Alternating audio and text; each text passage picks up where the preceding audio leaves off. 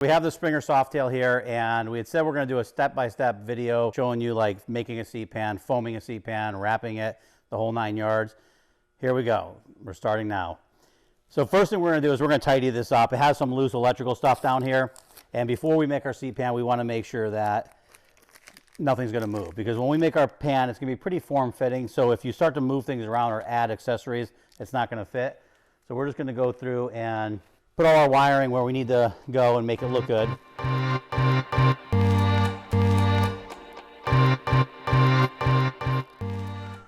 Okay, so now that we have the wiring all secured, we're going to go through and we're going to actually mask. Yeah, if you want to strap that one down, go ahead.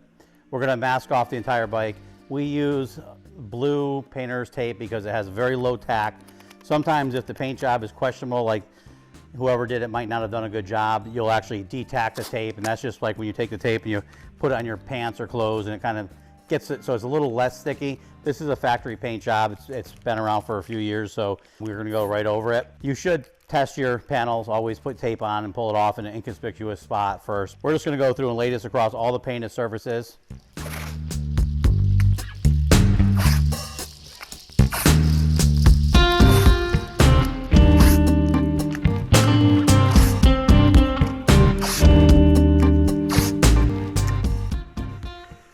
Okay, now that we're getting done with the blue tape, what you want to do is you want to make sure certain areas have to be really flat and stuck well. This blue tape kind of sucks because it doesn't stick that well. So it's kind of, in order to keep it from ruining the paint, you don't want it to stick, but when you're making a pan, you want it conformed really well. So it's kind of a catch-22. So we'll go through and just only put this on what we don't want any resin to get on, just in case. We do like quadruple protection, so we don't have to, probably didn't even need to do any of this, but we do it anyway. So now that this is done, we're going to go through and we're going to use the duct tape. And the duct tape is a double whammy. It will actually thicken it up, because when you make a seat pan, you're going to have to actually take your material afterwards, and it folds underneath the seat pan. So you need a little bit of a space between there, like a little gap. So by using the duct tape, this tape, and the next few tapes that we use, we're actually going to create that gap. Some people actually use the duct tape and they'll fiberglass on it and pull it off. It does work sometimes. There's a couple reasons why we don't do it this way, not just for the added protection, but when we get to the end, we'll show you with the shipping tape why we use it. So this you want to make sure you keep, you don't want to extend it past the blue tape. And what we're going to do is we're going to have to make some special marks where we're going to need our tabs. So you really want to examine these before you get into it and know how you're going to mount your seat pan. This one's pretty straightforward. It's going to be a bolt in the back, and it's going to be a tongue up front. The reason that we're kind of going to do more seat pan videos, even though we've done them and they seem pretty similar to each other, but if you have a different bike, there's different ways to make tabs and brackets and all that. So it kind of, if you have this bike, it might be good for you. So one thing we like to do is when we're taping this off, you could go crazy with the tape and make it perfect and have no gaps or anything. Well, you don't want any gaps because you don't want anything dripping through, but you could just make it really perfect. The most important thing is around these edges, you radius off of stuff so that when your pan pulls out, it's not like too tight. So now it'll pull off here, but you always want to make sure that you have a flat area where the seat pan itself is going to stick. So you see how we made sure that there's like 1 inch of flat area all around here. Same thing on this side, we're going to do that. Now also, you have to make sure that where you come up to your dash and your tank, you want this really flat and nice, because this is going to be a really important focal point of your seat. So if you have it up too high or too far or whatever, it's just not going to look good when it flows in. I always, as a rule of thumb, we usually mark where we want it to go and we after we fiberglass it. But on this one here, I always make sure I go past it. And on these Softails, they're actually a pain, because this stuff here always tweaks people out, because if you follow this contour with your seat when you make it, it's not going to look like a nice seat. So you'll do this with your seat pan, but afterwards when we foam it, we're going to give it a nice radius there so it doesn't have this really dramatic look to it. So one thing to keep in mind is where you're going to put your mounting point for the rear. If you fiberglass this and it's nice and smooth and you put your tab underneath the seat, it's going to actually lift the seat pan up. So you're not going to have a nice fit on the pan. So what I like to do is I'll actually just take some paint paddles. This is the bolt where it's going to go in. And we're just going to center this and we're going to stick that there. So when we fiberglass over it, now we have a tab. And I'm going to actually radius it too. So I don't want to make it perfectly straight. So now we have a nice bevel on it. So when we fiberglass it, it'll pop right off. And if we put material behind there, we'll have a little bit of wiggle room. Another thing too is when you radius your stuff, when you're fiberglassing it, when you're rolling the air out of it, you have less chance of the air getting trapped in there because it's a nice radius. Now our next step is we actually go through and take masking paper, and we're going to mask probably about 4 inches back from wherever we are going to be fiberglassing.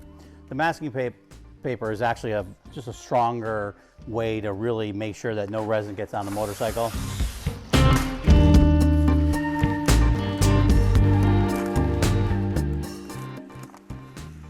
All right, so now we got the perimeter of this already masked off with the paper. Basically, this paper is just a precaution. One drip gets out, you don't want it to get on anything. We've been really good. In 20 years, we've had no incidents, but I think it's because we just do the extra mile here and don't want to take a chance. Now that this is done, our next step is going to wrap this thing in plastic, and then we're going to tape the plastic on here and just cut out this sheet. Now that's going to cover the front of the bike, the back of the bike, and go right down to the floor so that this thing's like Fort Knox. This masked off now, we could actually cut the center out here so we can see where our seat pan was. Now we're just going to go around and tape this around the edge. Okay, so now that we have the whole bike plasticed off, we're going to go through and use the shipping tape. So shipping tape, if you watched our videos, obviously it's repetitive.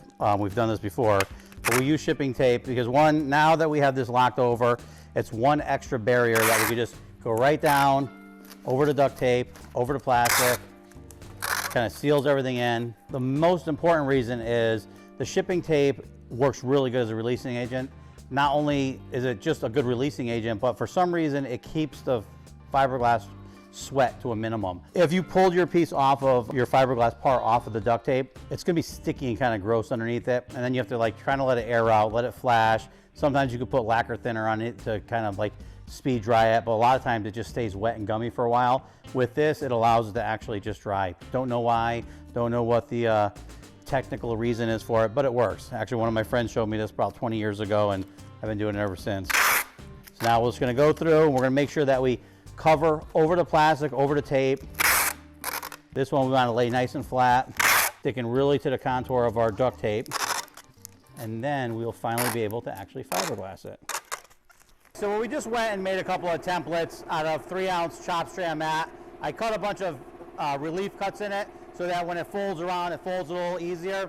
We're just gonna do 2 layers of 3-ounce chop strand on this, and then we're gonna go through and I cut a bunch of sizzler strips, they call them, and we're gonna wet these out and go around the edges to beef it up. I'm gonna do a wet on wet application where we actually wet it out first and then drop it on. Depending on what resin you use, we're just using, for our seats, we just use general purpose polyester, and you want to catalyze it 2 to 5%. You always want to stir this really good, but once you activate this stuff, you got to start hustling, especially if it's warm outside. When you mix the catalyst, if it's cold, you mix a little more. If it's hot, you can mix a little less, but you want to stay in that range, because if you put too little or too much in, it won't, well, you put too little and it's not going to dry. You put too much in, and it will actually self-combust and ignite. I'm going to go through and wet this bottom sheet out first. All right, so now we're just going to put the second layer on here. I'm just going to wet out, I wet out both sides of this one. I flipped it, which you didn't see. Now we're just going to go through and wet this one out. The only reason I'm wetting both sides out is by doing this, it'll actually roll out the air a lot faster and easier. Normally, when you see me fiberglass and stuff, I'll always say really pay attention to the edges. But on this one here, the edges are actually not even on what we're using. So I'm just gonna go and really concern myself with the center of this. So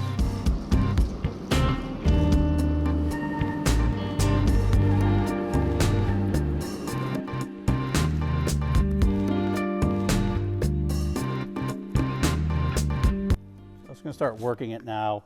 You don't want it too wet, 'cause you don't want it dripping and running all over the place. And since we already wet it out, it's just gonna take a little bit of time for the resin to eat the bonding agent in the chop strand, and then it will start to form a lot better. So now, because I put the sizzler strips in there, or didn't put them in yet, because I put the relief cuts in here, we're gonna have to go through and put our sizzler strips around the side, and they will actually strengthen it up quite a bit. Basically, you work it with a brush until it gets really laid out. Some guys like to use a brush in one hand and a roller in the other. I don't. usually. Sometimes you do, I guess. Okay, so now we got this on here, and what I'm gonna do is gonna quickly wet out our sizzler strips and start dropping them on all the way around the perimeter, and that'll actually really beef this up. Okay, so now we're putting the sizzler strips on here, and I'm just going around the edges. So this is locking up all of our areas that we cut, and we did 2 more layers of 3 ounce all the way around, so this is gonna be plenty of strong here.